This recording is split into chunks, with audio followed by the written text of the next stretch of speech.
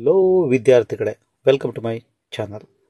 KCET online application register ಮಾಡ್ಕೊಳ್ಳೋದಕ್ಕೆ date ಈಗ extend ಆಗಿದೆ.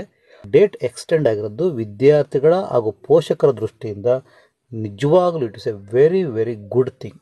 ಇದುವರೆಗೂ ಅಪ್ಲಿಕೇಶನ್ ಅಪ್ಲೈ ಮಾಡಿರೋದ್ರಲ್ಲಿ ತುಂಬ ಇಶ್ಯೂಸ್ಗಳು ಅರೈಸ್ ಆಗಿತ್ತು. ನಾನು ಸಹ ಕೆಲವು ವಿದ್ಯಾರ್ಥಿಗಳ ಅಪ್ಲಿಕೇಶನ್ ಅಪ್ಲೈ ಮಾಡೋಕ್ಕೆ ಹೋದರೆ ನೀವು ರಿಜಿಸ್ಟರ್ ನಂಬರ್ SSLC ರಿಜಿಸ್ಟರ್ ನಂಬರ್ನ ಎಂಟ್ರಿ ಮಾಡಿದ್ರೆ ನೇಮ್ ಫೆಚ್ ಆಗ್ತಿಲ್ಲ, ನೇಮ್ ಎಂಟ್ರಿ ಮಾಡಿದ್ರೆ ಫಾದರ್ ನೇಮ್ಸ್ ಮತ್ತು ಯಾವುದು ಕೆಲವು ಮ್ಯಾಚ್ ಆಗ್ತಾ ಇಲ್ಲ.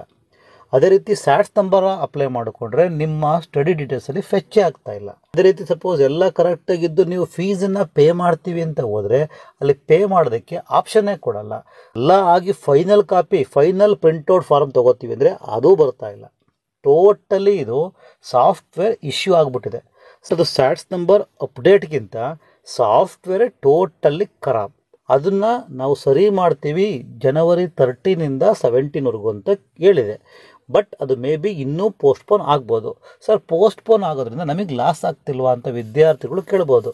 ನೆವರ್, ನಿಮಗಂತೂ ಲಾಸ್ ಆಗೋದಿಲ್ಲ. ಯಾಕೆಂದ್ರೆ ನಿಮಗೆ ಟೆನ್ಷನ್ ಕಡಿಮೆ ಆಯಿತು. ಬಿಕಾಸ್ ನೀವೀಗ ಅಪ್ಲಿಕೇಶನ್ ಅಪ್ಲೈ ಮಾಡ್ತೀವಿ ಅಂತ ಕೂತ್ಕೊಂಡು ಅದನ್ನು ಅಪ್ಲೈ ಮಾಡೋಕ್ಕಾಗ್ದಲ್ಲ ಇಷ್ಟೊಂದು ಇಶ್ಯೂಗಳನ್ನ ಅನುಭವಿಸೋದ್ರ ಬದಲು ಈಗ ನಿಮಗೆ ಇಶ್ಯೂಸೇ ಇಲ್ವಲ್ಲ. ಇಶ್ಯೂಸ್ನೆಲ್ಲ KA ಅಪ್ಡೇಟ್ ಮುಖಾಂತರ ಸಾಲ್ವ್ ಮಾಡಿದ್ಮೇಲೆ ನೋಟಿಫಿಕೇಷನ್ ರಿಲೀಸ್ ಮಾಡ್ತಾರೆ. ಆ ನೋಟಿಫಿಕೇಷನ್ ರಿಲೀಸ್ ಮಾಡಿದ ಮೇಲೆ ಅಪ್ಲಿಕೇಶನ್ನ ರಿಜಿಸ್ಟರ್ ಮಾಡ್ಕೋಬೋದು. ಅದಕ್ಕೆ ಈಗ ಡೇಟ್ ಈಗ ಎಕ್ಸ್ಟೆಂಡ್ ಆಗುತ್ತಾ ನೆಕ್ಸ್ಟ್ ಆಗಾದರೆ ಮತ್ತೆ ಫರ್ದರ್ ಡೇಟ್ ಎಕ್ಸ್ಟೆಂಡ್ ಮಾಡ್ತಾರಾ, ಲಾಸ್ಟ್ ಡೇಟ್ ಎಕ್ಸ್ಟೆಂಡ್ ಆಗುತ್ತಾ ಅಂದರೆ ಆಬ್ವಿಯಸ್ಲಿ ಆಗಲೇಬೇಕು. ಇದು ಸಾಫ್ಟ್ವೇರೇ ಪ್ರಾಬ್ಲಮ್ ಇದ್ದಾಗ ನೀವಲ್ಲಿ ಅಪ್ಲೈ ಮಾಡೋದಕ್ಕೆ ಆಗಲ್ಲ. ಇಶ್ಯೂಸ್ಗಳು ಟೆನ್ಷನ್ಗಳೆಲ್ಲ ಆಗ್ತವೆ. ಅದಕ್ಕೋಸ್ಕರ ಬೆಸ್ಟ್ ಅಂದರೆ ಈಗ KA ಪೋಸ್ಟ್ಪೋನ್ ಮಾಡಿರೋದೇ ಬೆಸ್ಟ್. ಈ ಗ್ಯಾಪಲ್ಲಿ ನೀವು ಏನು ಮಾಡ್ತೀರಾ ಅಂದರೆ ಬೇಕಾಗಿರೋ ಸ್ಟಡಿ ಡೀಟೇಲ್ಸ್ಗಳಾಗಲಿ ಅಥವಾ ಡಾಕ್ಯುಮೆಂಟ್ಸ್ಗಳನ್ನ ರೆಡಿ ಮಾಡ್ಕೊಳ್ಳಿ. ಓಕೆ, ಟೇಕ್ ಕೇರ್, ಬಾಯ್.